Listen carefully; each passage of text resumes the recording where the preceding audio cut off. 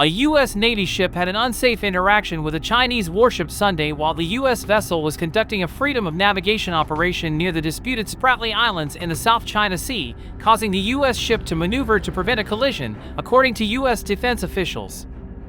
A People's Republic of China Luoyang destroyer approached USS Decatur in an unsafe and unprofessional maneuver in the vicinity of Gavin Reef in the South China Sea.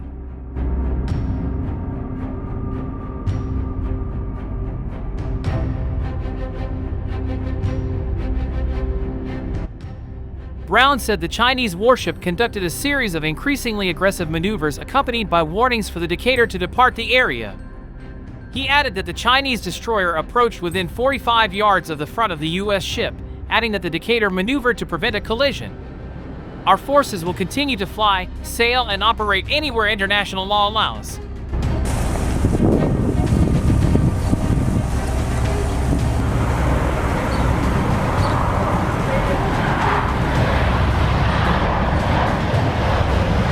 The close encounter would give the ship's captains just seconds to react to any course change, said Carl Schuster, a former U.S. Navy captain who spent 12 years at sea. This was very dangerous.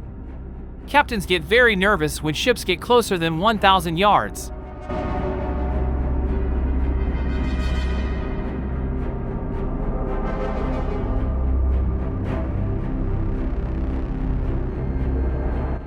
Minute rudder and engine speed corrections are needed to keep ships separated, and even a slight miscalculation can result in a collision. This incident comes amid heightened U.S.-China tensions over a broad range of issues. Chinese ships often shadow U.S. vessels during freedom of navigation operations, but those interactions are usually considered safe.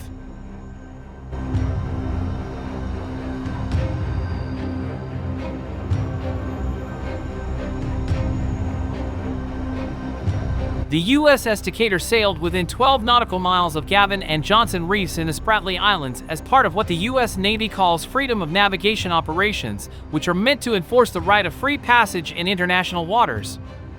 While the U.S. Navy conducts such freedom of navigation operations all over the world, China is particularly sensitive about the operations when they come near areas where the Chinese government has built islands and established military facilities on disputed maritime features.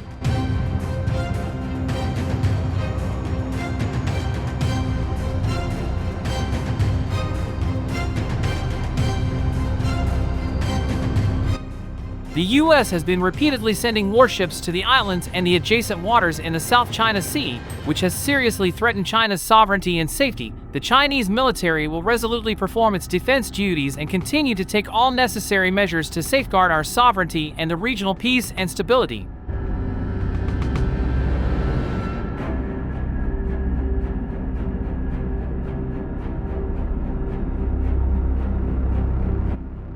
China seems to be adopting a more aggressive response policy to U.S. ships, emboldened in part by last year's collisions between U.S. destroyers and merchant ships in the Asia-Pacific. Naval academics theorize the collisions that killed 16 U.S. sailors have the Chinese Navy doubting U.S. seamanship skills and giving it confidence to intimidate U.S. ship captains.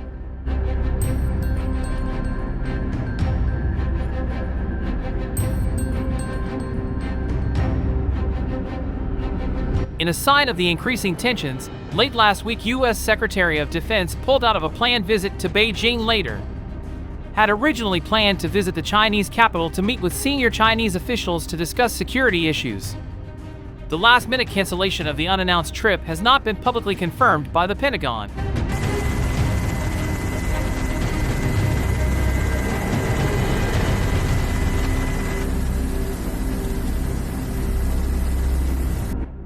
Tensions have been growing across multiple fronts. Administration's tariffs on Chinese goods to new sanctions announced against the Chinese military.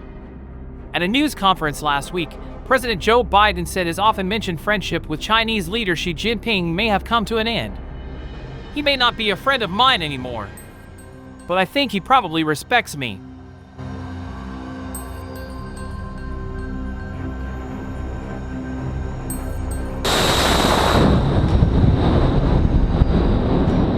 The Nimitz Carrier Strike Group, NIMSC, is operating in the South China Sea, conducting training among surface, air, and undersea assets, as well as flight operations with fixed and rotary wing aircraft. April 16th.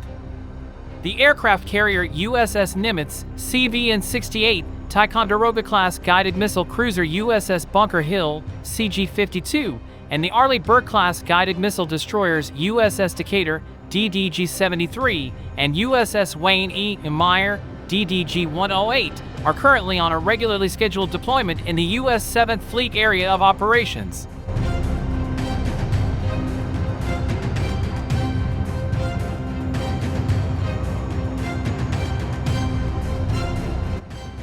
This is the third time Carrier Strike Group, CSG-11 operated in the South China Sea during its deployment to the Indo-Pacific. The Nimitz Carrier Strike Group is fulfilling a promise to our allies and partners in the region, said Rear Admiral Christopher Sweeney, Commander, Carrier Strike Group 11. Our presence in the region reinforces open sea lines of communication and the rules-based international order.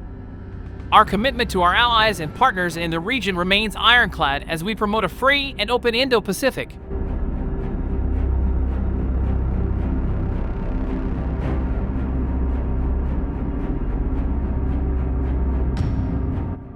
Nimitz consists of USS Nimitz, Carrier Air Wing, CVW-17, Bunker Hill, and the Arleigh Burke-class guided missile destroyer USS Changhoon, DDG-93, Decatur, and Wayne E. Meyer of Destroyer Squadron 9. Nimitz's embarked air wing consists of the Fighting Redcocks of Strike Fighter Squadron, VFA-22, Mighty Shrikes of VFA-94, Kestrels of VFA-137, Blue Diamonds of VFA-146, Sun Kings of Carrier Airborne Early Warning Squadron, VAW-116, Cougars of Electronic Attack Squadron, VAQ-139, Battlecats of Helicopter Maritime Strike Squadron, HSM-73, Screamin' Indians of Helicopter Sea Combat Squadron, HSC-6, and Providers of Fleet Logistics Support Squadron, VRC-30.